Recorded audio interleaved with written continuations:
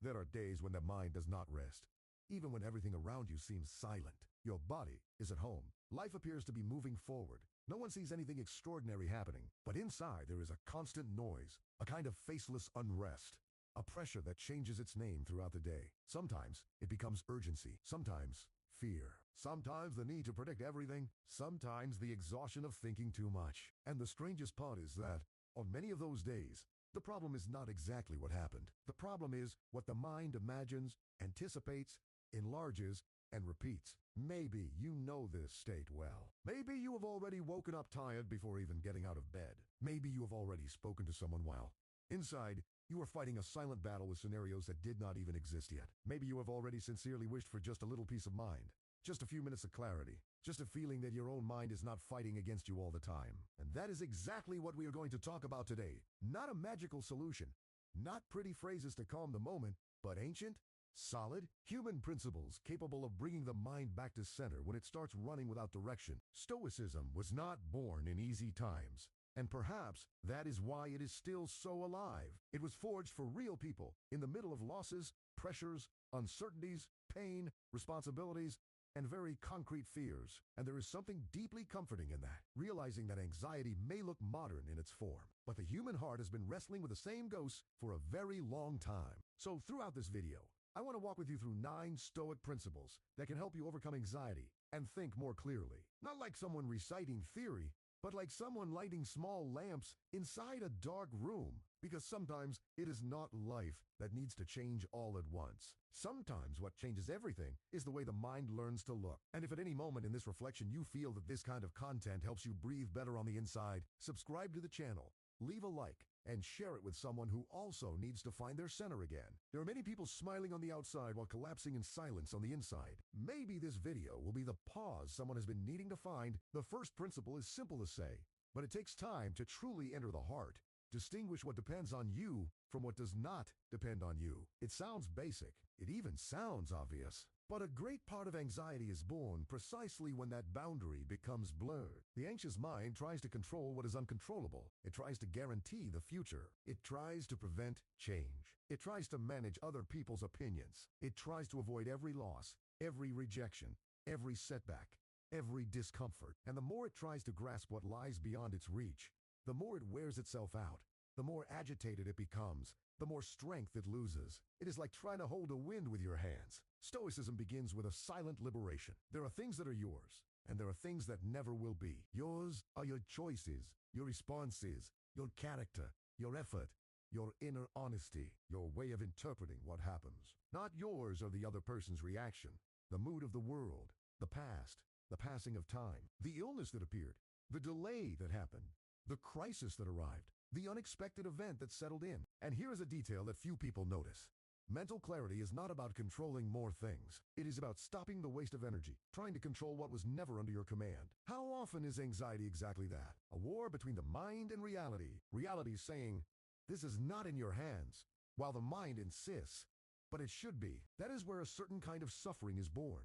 A suffering that does not come only from the pain of the fact itself, but from resistance to the fact. A person does not suffer only because something is uncertain. They suffer because they do not accept that it is uncertain. They do not suffer only because they lost something. They suffer because they believe they should not have lost it. They do not suffer only because they were misunderstood. They suffer because they try to step into the other person's mind and reorganize a judgment that does not belong to them. When you finally understand this separation, something inside you begins to relax. Not because everything gets solved, but because you stop fighting impossible battles. And that changes a great deal, because the mind stops being dragged in 1,000 directions and returns to a center that is more sober, more solid, more real. Ask yourself, what exactly is in my hands right now? Not tomorrow, not in theory now. What is the next lucid action available to me? Because anxiety almost always wants to debate the entire universe, while clarity only wants to lead you to the next true step. The second Stoic principle is this: do not confuse thought with truth. That trap is more common than it seems. The mind produces sentences all day long, and the problem is that we give those sentences a sacred status. We think something, and immediately we feel as though it were reality. It is going to go wrong. I will not be able to do it. Something bad is about to happen. They are judging me. I am behinding. Life, if I make a mistake, everything will collapse. If I lose this, it is over. Notice how anxiety works. It takes hypotheses and dresses them up as certainty. It takes fears and presents them as predictions. It takes old memories and turns them into destiny. But Stoicism invites the mind to an act of intellectual dignity, to examine impressions before surrendering to them. That is deeply liberating. Between the thought that appears and the belief you accept, there is a space, small, sometimes almost invisible, but it exists, and it is in that space that clarity is born. Marcus Aurelius reminded himself to look at things without the varnish of uncontrolled imagination. In other words, do not add to the fact a narrative that makes it bigger, more threatening, or more absolute than it really is. It sounds simple, but notice how many pains in your day do not come from the fact itself, but from the interpretation your mind built around it. A message that did not arrive becomes rejection. A silence becomes contempt. A mistake becomes final failure. A symptom becomes catastrophe. A delay becomes ruin. A difficult conversation becomes the end of everything. And this is where many people get confused. They think they are reacting to what happened, but in truth, they are reacting to what they imagined about what happened. The thought begins to command the body. The body enters a state of alert, and then the person believes the thought even more. It is a cycle. Stoicism breaks that cycle with a very powerful question. Is this a fact, or is it an interpretation? And if it is an interpretation, is it necessarily true? Could it be that the mind is mixing fear with reality? Could it be exaggerating one detail too much? Could it be reading the future through old wounds? Maybe you have lived through this already. After hours of anguish, you realize that none of it came true. And then there is a strange, almost bitter feeling of having suffered in advance. Suffered over an inner movie. Suffered over a possibility. Suffered over something that, in the end, existed far more in anxious imagination than in concrete life. Thinking clearly requires that courage. Not to automatically believe everything the mind says. Not every thought deserves trust. Some only need to be seen, named, and allowed to pass. The third principle is the one that returns power to those who feel at the mercy of their emotions. Govern your response. Even when you cannot avoid the impact, the Stoic is not a person without emotion. That is a common misunderstanding. The Stoic is not cold, indifferent, robotic. He feels, he suffers, he is disappointed, he fears, he grows tired, but he learns something essential. Between the impact of life and his response, there is training. There is choice. There is character in formation. Anxiety makes it seem as though everything inside you is inevitable. That if fear comes, it rules. That if your heart races, your mind has to obey. That if worry arises, it must be fed all the way through. But no, not every impulse has to become direction. Not every emotion has to decide what you do next. And that perception completely changes the game, because the anxious person often does not suffer only because of fear. They suffer because they feel they have lost the governance of themselves. They feel that any external trigger can hijack their day, their mood, their energy, their peace. Stoicism answers firmly. Maybe you do not choose the first inner movement, but you can train the second. Maybe you do not choose the arrival of a tightness in your chest, but you can choose whether you will kneel before it or observe it without handing over the wheel. Maybe you do not choose the storm, but you can choose how to cross it. There is great nobility in that. The nobility of someone who does not deny what they feel, but also does not blindly surrender to it. How often does anxiety try to turn a passing state into a permanent identity? I am just like this. My mind is this way. I will never change. But that too is a narrative. You are not your momentary agitation. You are not your worst day. You are not the sum of your internal alarms. You are also the awareness that can see all of this happening. And that detail matters more than it seems. Because when you begin to see yourself not as the chaos, but as the one who can observe the chaos, something repositions itself inside you. Strength returns little by little. Dignity returns little by little. Your center returns little by little. And little by little, you discover that serenity is not the absence of disturbance, but the ability not to be entirely ruled by it. The fourth Stoic principle is this: do not try to carry all of time at once. Much of anxiety comes from an excessive future. The mind runs ahead of the body. It is not in the now, nor in the next step, nor in the present task. It is already in weeks, months, years, scenarios, possibilities, risks, outcomes. It wants to solve in advance the conversation that has not happened yet, the bill that has not come due yet, the loss that has not arrived yet, the failure that does not even exist yet. And the more it runs, the more exhausted it becomes. Maybe you have felt this clearly already. Sometimes what weighs on you is not exactly today, but the imaginary accumulation of all tomorrows on your shoulders. Stoicism teaches a kind of temporal sobriety. Today is the field of action. Everything else is the territory of assumption. That does not mean living irresponsibly. without planning anything. It means not turning planning into rumination, nor prudence into mental imprisonment. There's a deep difference between preparing and torturing yourself. Preparation is lucid. Torture is repetitive. Preparation organizes. Torture wears you down. Preparation does what it can and moves on. Torture tries to guarantee the impossible. And there is something deeply human here. Sometimes, the mind fills itself with the future because it fears the emptiness of the present. It prefers excessive worry to silence. It prefers feeling busy to feeling vulnerable. It prefers thinking too much to facing older pains that were never named. But that movement comes at a high cost. The person is never fully present anywhere. When they are at home, they are already in tomorrow's problem. When tomorrow arrives, they are already in next week's fear. When next week comes, the mind is already on another horizon.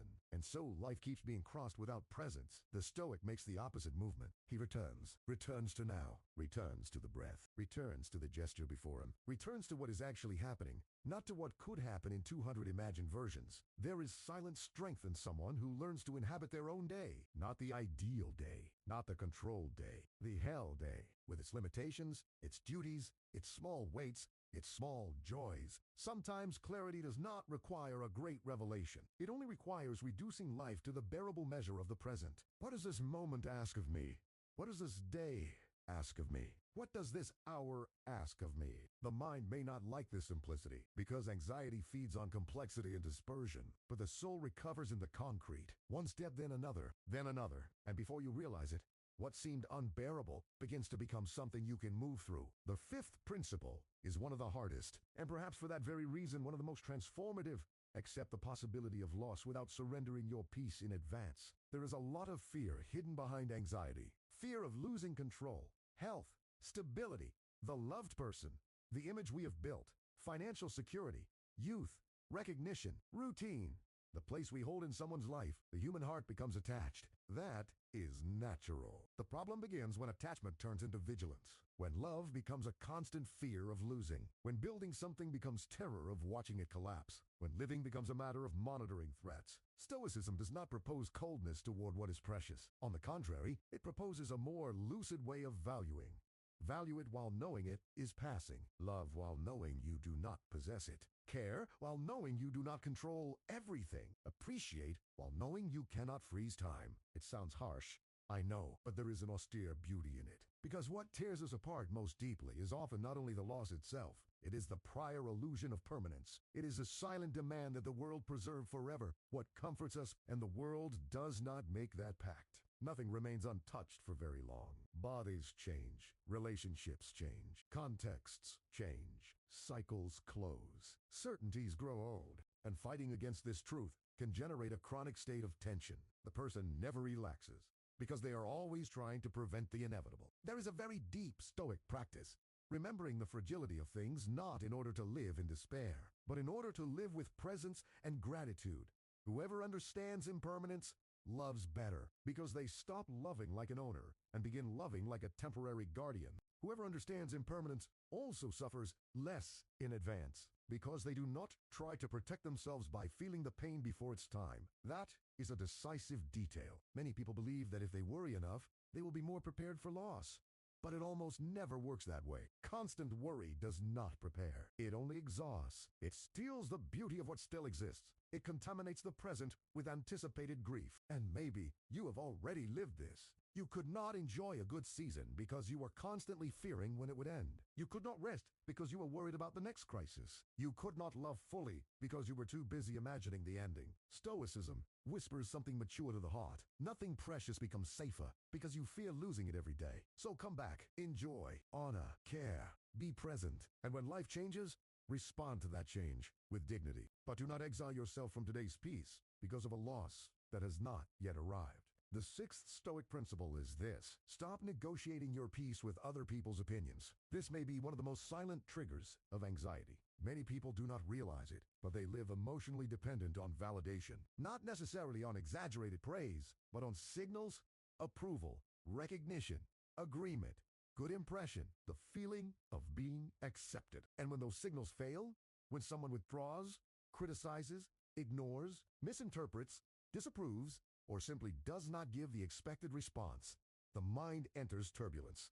What did I do? Do they think badly of me? Did I disappoint them? Did I lose my value? Notice how exhausting this is. A whole life regulated by the external mirror. A whole life trying to manage other people's perceptions. A whole life editing one's own existence to reduce the risk of judgment. Stoicism cuts through that knot with an honesty that sometimes hurts. But freeze. You do not control the other person's gaze. And more than that, you should not build your center on something so unstable. Other people's opinions change with mood, projection, wounds, envy, ignorance, context, interest, timing. Today someone applauds. Tomorrow they forget. Today they admire. Tomorrow they criticize. Today they idealize. Tomorrow they accuse. If your peace depends on that, it will always be at risk. And here comes a delicate point. This does not mean becoming arrogant, indifferent to advice, or incapable of reviewing your actions. It is not about despising others. It is about not outsourcing your dignity. You can hear criticism without falling apart. You can learn from correction without reducing yourself to it. You can be misunderstood without turning it into a personal condemnation. You can fail to please everyone without concluding that you have lost your worth. Because worth is not the name the world gives you on a given day. Worth is the silent consistency with which you live, which you recognize as just true and honest. Anxiety feeds heavily on the need for image. The person does not only want to live, they want to guarantee that they are being seen the right way. But the search for inner clarity demands another question. Am I at peace with my conscience? Am I being faithful to what I consider right? Am I conducting myself with honesty? Because when those answers begin to strengthen, the external noise loses part of its power, and that is deeply healing. There is enormous relief in not needing to convince everyone anymore, in not needing to explain yourself excessively anymore, in not needing to fight to be recognized all the time anymore, in simply living coherently and letting the rest follow its course. Maybe some people will not understand you. Maybe they will project things onto you. Maybe they will talk. Maybe they will judge. Maybe they will never see your intention fairly. And still, you can remain whole. That is one of the most beautiful faces of inner freedom. The seventh principle is this: train the mind to see things in proportion. Anxiety loves extremes. Everything becomes urgent. Everything becomes final. Everything becomes huge. Everything becomes proof of some greater ruin. It rarely sees this is uncomfortable. It says, this is unbearable. It rarely says, this was a mistake. It says, this ruined everything. It rarely says, this is a phase. It says, this is my whole life. Do you see the mechanism? The anxious mind distorts scale. It takes the particular and turns it into totality. It takes the moment and turns it into eternity. It takes the difficulty and turns it into identity. And when that happens, clarity disappears. Stoicism works, in part, as an art of putting things back into their proper size, not to deny the pain, but to prevent imagination from turning it into an empire. That requires practice, because when we are emotionally disturbed, our sense of proportion weakens. The body reacts as if the danger were absolute. The inner narrative follows that alarm, and then everything seems larger than it really is. In those moments, the Stoic asks questions that break the trance. Is this really as big as it looks right now? Will it still carry this same weight in a month? A year? 5 years? What exactly is happening here? Without exaggeration and without added drama, what part of this is fact? And what part is amplification? Maybe you have already noticed how many problems lose size when they are described with precision. While they remain vague in the mind, they seem monstrous. When they receive contours, they shrink. I am destroyed may become, I am disappointed. Nothing ever works out may become. This area of my life is difficult right now. My life has gone off the rails. May become I am going through a confusing phase and need to reorganize some choices. Notice the difference. This is not naive positivity. It is precision, and precision heals, because the mind begins to leave the state of catastrophe and return to the field of manageable reality. There's another important detail here.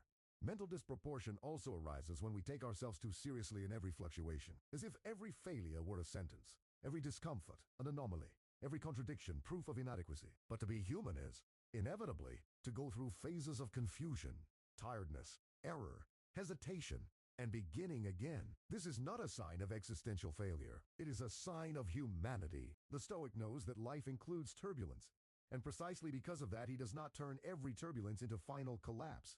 Learning proportion is a form of maturity, and that maturity does not eliminate pain, but it prevents pain from colonizing the entire inner landscape. The eighth Stoic principle is this: transform difficulty into training, not into a sentence. Here is one of the most powerful keys to overcoming anxiety and thinking clearly. The anxious mind interprets difficulty as a threat to identity. If something goes wrong, it does not see only a problem to face. It sees a message about who you are. If you failed, then you are incapable. If you felt fear, then you are weak. If you were rejected, then you have no value. If you felt confused, then you are lost. If you suffered a fall, then everything is compromised. But Stoicism introduces another reading.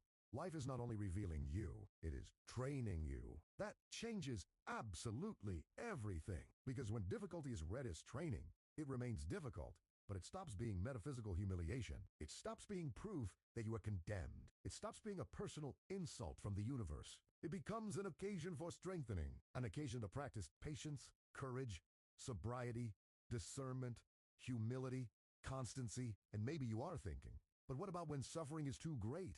What about when the crisis comes in heavy? What about when anxiety? Precisely then, this principle becomes even more necessary, not to romanticize pain, but to prevent it from becoming useless, because there is a difference between suffering and being transformed by suffering. There are people who go through difficulty and become more bitter, more rigid, more frightened. And there are people who go through difficulty and, little by little, become deeper, more lucid, more compassionate, more solid. What creates that difference? In large part, interpretation. What are you telling yourself about what you are living through? Are you saying, this proves I cannot handle life? Or are you saying, this is training me to deal with something that used to dominate me? Are you saying, I should not be feeling this? Or are you saying, this is where I practice the art of remaining conscious under pressure? There's a precious detail in all of this. Inner strength is rarely built in continuous comfort. Almost always, it is born from small acts of dignity in the middle of difficulty. The day you wanted to run away and stay. The day you wanted to react impulsively and breathed first. The day you wanted to surrender to chaos and chose to do what was necessary, even while trembling inside. That is how steadiness is formed. Not in one grand leap, but in silent repetition. Anxiety wants you to believe that every crisis is evidence of incapacity. Stoicism answers, every crisis can become a practice of presence and inner mastery. And when you begin to look at your life in that way, something very important happens. You stop feeling only like a victim of what you feel, and begin to see yourself as someone in formation, still vulnerable. Yes, still human. Yes, but in formation. And that gives back hope without illusion. The ninth principle, perhaps the deepest of all, is this.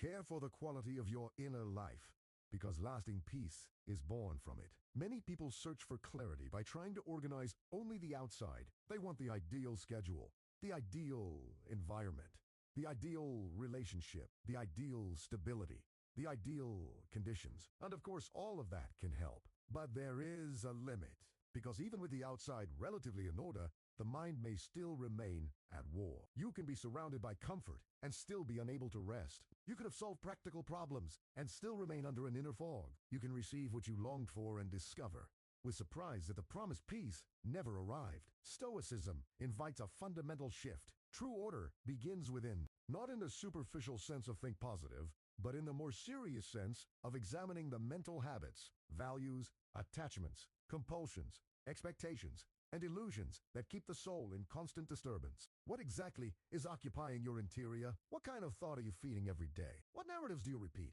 What comparisons do you cultivate? What resentments do you refuse to release? What absolute desires have you turned into conditions for living in peace? There is a secret life inside every person. A life of interpretations, memories, inner conversations, fears, desires, evaluations, images. And it is this secret life that often determines the flavor of existence. Two people can live through similar external situations and inhabit entirely different inner worlds. One lives under gratitude, sobriety, and a sense of measure. The other lives under lack, comparison, and chronic fear. Peace, then, does not depend only on circumstances, but on the quality of the inner field into which those circumstances fall. And that requires daily practice. It requires vigilance over what enters the mind. It requires moments of silence. It requires the ability to interrupt rumination. It requires honesty to notice when you are feeding your own imbalance. It also requires a kind of hygiene of the soul. Just as we do not allow trash to accumulate in the center of the house without consequences, we also should not allow toxic thoughts, fantasies of catastrophe, self-contempt, envy, and repetitive indignation to accumulate inside the spirit without examination. This principle is not flashy. It does not impress outwardly, but it supports everything. Because without consistent inner work, any tranquility will be fragile and circumstantial. With that work, even difficult days become more livable. And perhaps that is one of the greatest silent promises of Stoicism. Not a life without turbulence, but a mind less dominated by it. Now, there is something important that ties these 9 principles together and deserves to be said with complete clarity. Anxiety is not overcome only with intellectual understanding. You can agree with all of this and still find yourself tomorrow falling into the same patterns. And that does not mean the path has failed. It only means that wisdom must become practice. It must descend from thought into habit. It must be repeated until it becomes a new form of presence. No one becomes clear simply by hearing a good idea. One becomes clear by returning to that idea many times, especially when the mind wants to run back into the old chaos. That is why ancient philosophy had less to do with the display of knowledge and more to do with the exercise of the soul. Stoicism was not an intellectual ornament. It was inner discipline, and that detail makes all the difference today. Because many people collect profound phrases, but continue living as hostages to the same impulses. Many people understand rationally the need to let go of control, but spend the day inwardly tightening around everything they cannot hold. Many people talk about presence, but inhabit the future. Talk about peace, but feed comparison. Talk about acceptance, but live at war with reality. So perhaps the most honest point is this. Do not try to apply all 9 principles at once, as if you were building a new character overnight. Choose one, the one you most need right now. Maybe it is the distinction between what you control and what you do not. Maybe it is not automatically believing every thought. Maybe it is living one day at a time. Maybe it is no longer depending so much on other people's opinions. Maybe it is learning proportion. Maybe it is turning difficulty into training. Start small, but start for real, because anxiety loves the grand gesture that never leaves the page. Clarity prefers the small act that is repeated until it grows roots. And here, I want to touch a truth many people avoid facing. Sometimes the anxious mind is tired, not only because it thinks too much, but because it lives in a misaligned way. There's too much stimulation, too much comparison, too much noise, too much emotional consumption, too much hurry, too much self-demand, too much silent escape. The person wants peace without reviewing the way they live, wants clarity without reducing excess, wants lightness without letting go of compulsions, wants serenity while keeping the same habits that inflame the soul. Stoicism is uncomfortably honest about this. It calls us to responsibility, not responsibility in the sense of blame, but in the sense of participation. To what extent are you yourself feeding the fire you want to put out? To what extent do your daily habits keep your mind over? To what extent are your need for approval, your rush to solve everything, your attachment to image, your fear of failure, and your excess anticipation acting as fuel? This question is not an accusation. It is liberation. Because if there is your participation, then there is also your margin for action, and that restores dignity. Peace stops being something that may one day fall upon you by luck. It becomes something that begins to be cultivated, maybe slowly, maybe with relapses, maybe in discrete steps, but cultivated. It is also worth remembering that thinking clearly does not mean thinking without sensitivity. Sometimes, in the desperation to escape anxiety, a person wants to become immune, unshakable, impenetrable, but that would only be another form of hardening. What deeper Stoicism proposes is not emotional numbness. It is lucidity with humanity. It is steadiness without rigidity. It is stability without denying pain. You can be deeply sensitive and still learn not to be dragged by everything. You can feel deeply and respond soberly. You can love intensely without living in servitude to fear. You can suffer losses and still preserve dignity. You can go through difficult days without turning difficulty into your total identity. Perhaps this is one of the most beautiful images of inner maturity. Not that of someone who feels nothing, but that of someone who feels a great deal and still does not lose their center completely. There is also a subtler point, almost invisible, that often sustains anxiety. The secret idea that life should obey our inner script, that it should be more predictable, more just, more symmetrical, more stable, more rewarding, more linear. And when it is not, the mind protests. This was not supposed to be like this. I did everything right. This should not have happened to me. Now it is ruined. But real life does not know our secret contract. It does not promise linearity. It does not promise immunity for the good. It does not promise immediate return on effort. It does not promise that love will always be returned in the same measure. It does not promise that health will not fluctuate. It does not promise that the world will reward integrity at the pace we consider fair. And a great deal of anxiety is born precisely from this friction between rigid expectation and living reality. The Stoic matures when he stops demanding that existence be assembled according to his emotional preferences. He continues to act, desire, build, love, work, but he lets go of the silent arrogance of wanting the universe to follow his will. This does not make him passive. It makes him realistic. And there is peace in realism.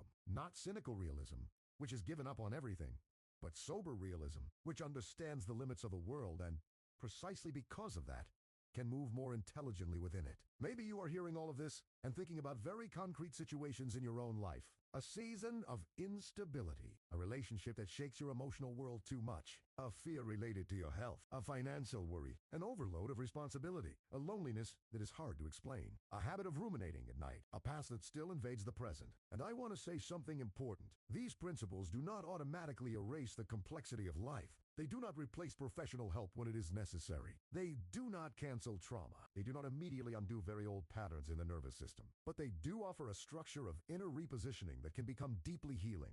They restore axis, and when that axis returns, even gradually, many things change. The body begins to receive fewer commands of imaginary danger. Thought gains more measure. The breath finds more space. The gaze stops being so glued to the abyss and recovers horizon. You still have problems, but you stop living entirely possessed by them. You still have emotions, but you stop treating them like gods. You still live with uncertainty, but you stop turning every uncertainty into condemnation. Perhaps the great turning point is exactly here.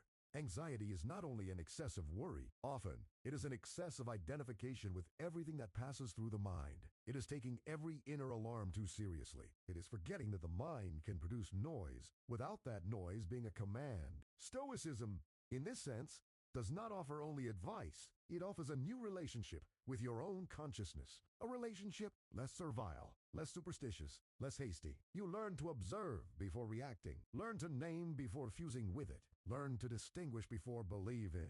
Learn to breathe before obeying. Learn to return to what depends on you. Learn to reduce the world to the measure of the present gesture. Learn to accept that not everything will be solved today, and even so, today can be lived with dignity. And that leads me to a very intimate question. How many times have you abandoned yourself in order to please fear? How many recent decisions were born more from panic than from clarity? How many days have been sacrificed on the altar of anticipation? How many conversations have you lived only halfway because the mind was somewhere else? How many small beauties passed unnoticed because you were too busy predicting tragedies? This is not a question meant to produce guilt. It is a question meant to produce presence, because there is still life. Yet there is still a day before you. There is still room for a more lucid gesture. There is still room to recover part of the energy that has been drained by mental vigilance. There is still room to build a peace less dependent on perfect circumstances. And perhaps, with time, you will discover that clarity does not arrive like a dramatic flash of lightning. It arrives like a gradual cleansing, as if some layers of exaggeration, attachment, fear, and confusion were being removed little by little. You are still yourself, but with less unnecessary weight. You are still living the same life, perhaps even facing the same problems, but with less catastrophic fantasy surrounding them. You are still facing real pain, but without the constant addition of uncontrolled imagination. And that is a great deal. That is already a kind of liberation. It is also worth remembering that the mind needs inner examples. It needs to hear from you again and again. A different language. When fear sees, what if everything falls apart? Maybe you answer, I will take care of what is in my hands when the moment arrives. When anxiety says, you need to solve everything now, maybe you answer, no, I only need the next lucid step. When comparison says, you are behind, maybe you answer, every life has its own rhythm, and my task is to live mine with integrity. When criticism hurts more than it should, maybe you answer, I can learn from what is fair without turning it into a sentence about my worth. When catastrophic thought comes in strongly, maybe you answer, this is a thought, not a decree of reality. Do you see it? Little by little, the mind learns another language, a language more truthful, more sober, and that transforms not only what you think, but also what you feel. There are people who spend their whole lives trying to eliminate all anxiety before they begin to live. They wait for the moment when everything inside will finally be at peace, so that then they can act, love, decide, create, begin again. But that perfect moment rarely comes. And perhaps one of the greatest Stoic lessons is this: do not wait for the total absence of turbulence in order to live with dignity. Live while you train, walk while you adjust. Do good while you still feel imperfect. Decide with courage, even without complete guarantees. Speak with truth, even with a slightly trembling voice. Peace is not only a destination, it is also born from the very way you walk the road. Deep down, anxiety wants absolute certainty. Stoicism offers something better.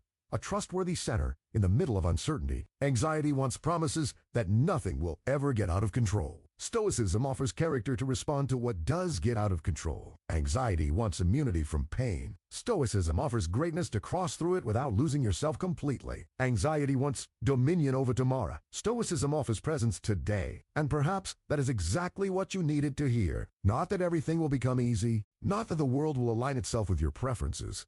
Not that you will never feel fear again, but that there is a wiser way to inhabit your own mind, a way in which you stop being a slave to every thought, a way in which the future loses part of its blackmailing power, a way in which other people's opinions no longer hijack your center, a way in which difficulty becomes training, not a sentence, a way in which the present becomes a place of life again, and not merely a bridge to a peace that is always postponed. So, when this video ends, do not try to keep everything. Keep what is essential. Maybe even close your eyes for a moment and ask yourself honestly, which of these principles do I most need to practice right now? Which of them speaks directly to the disorder I have been living through? Because transformation rarely begins in mass. It begins at a sensitive point. It begins where truth touches most deeply. And if you take this seriously, not as content to admire, but as practice to live, there's a good chance that your mind will begin to recover spaces of silence you thought you had lost, not all at once, but enough to notice the difference, enough to realize that the noise no longer governs everything, enough to begin thinking with a little more light. And when that moment comes, you may understand something very beautiful. Inner peace is not a prize given to those who are lucky. It is a quiet construction built by those who learned,